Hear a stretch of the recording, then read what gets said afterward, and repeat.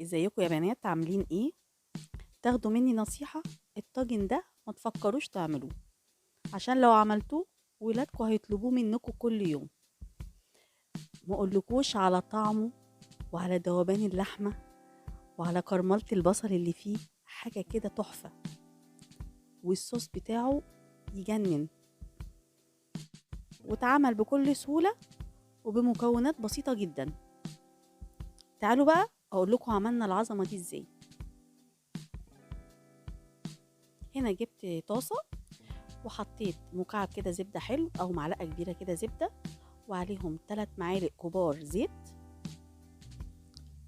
ونزلت بقى باللحمة، أي قطعية لحمة عندك، يعني مش هنقول من حتة معينة. قطعتها كده مكعبات، بس تكون مش سميكة، يعني رفيعة شوية. نزلت بيها، هديها لون على الجنبين يا بنات. هنزل بيها بالشكل ده، ومجرد ما تاخد لون من أول جنب هقلبهم على الجنب التاني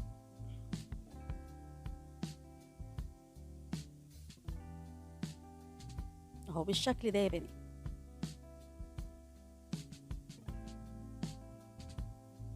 بعد كده بقى انزل بنص معلقه صغيره ملح، نص معلقه صغيره فلفل اسود، ويعني ربع معلقه صغيره من البهارات السبعه.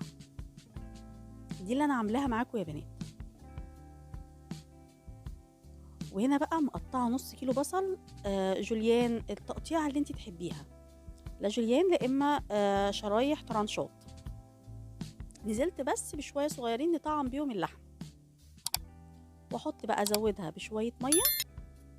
الميه تكون مغليه يا بنات، بس كده. واغطيها بقى واسيبها تستوي، وكل ما الميه تقل ازودها برضو ميه مغليه تاني لغايه ما تخش في السوا معانا.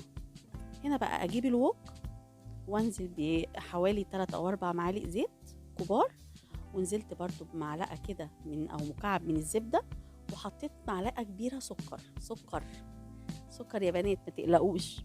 هنكرمل بقى السكر، ومجرد ما ياخد لون بالشكل ده ما يتحرقش، خلي بالكم يا بنات. نزلت على طول عشان ما يتكتلش، نزلت بنص معلقه صغيره ملح، وانزل على طول بقى يا بنات بالبصل بالشكل ده. وبصوا شايفين لونه عامل ازاي. انزل بقى عليه بربع كوبايه ميه،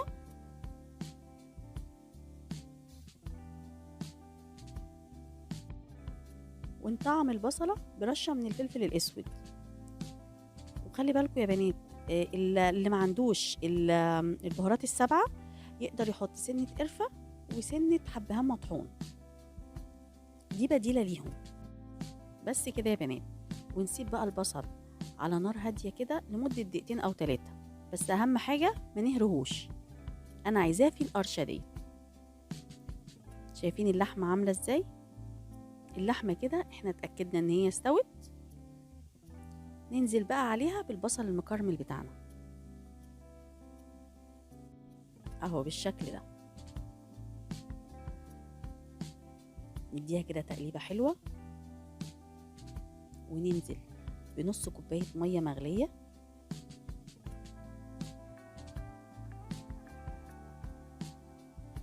واغطيها بقى واسيبها كده تاخد كده مع البصل المكرمله دي شويه، يعني دقيقتين كده.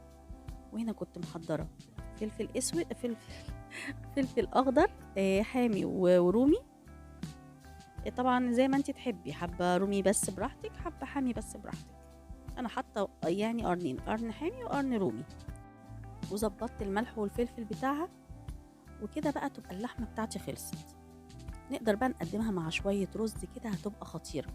بس انا بصراحه حبيت اديها طعم الطاجن بقى.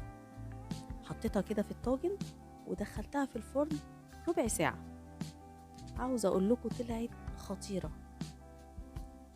بصوا يا بنات، هنا حطيت لها شويه ميه سخنين تاني عشان ما تنشفش مني في الفرن، ويبقى فيها كده صوص تحفه. وزوقيها بقى براحتك يعني. انا حطيت لها كده، حبيت احط لها كده فلفل حامي تاني على شويه فلفل رومي، وادخلها بقى الفرن على اعلى درجه حراره. شايفين الشكل يا بنات؟ بجد طاجن تحفة، واللحمة دايبة دوب وفيها صوص تحفة، وبألف هنا.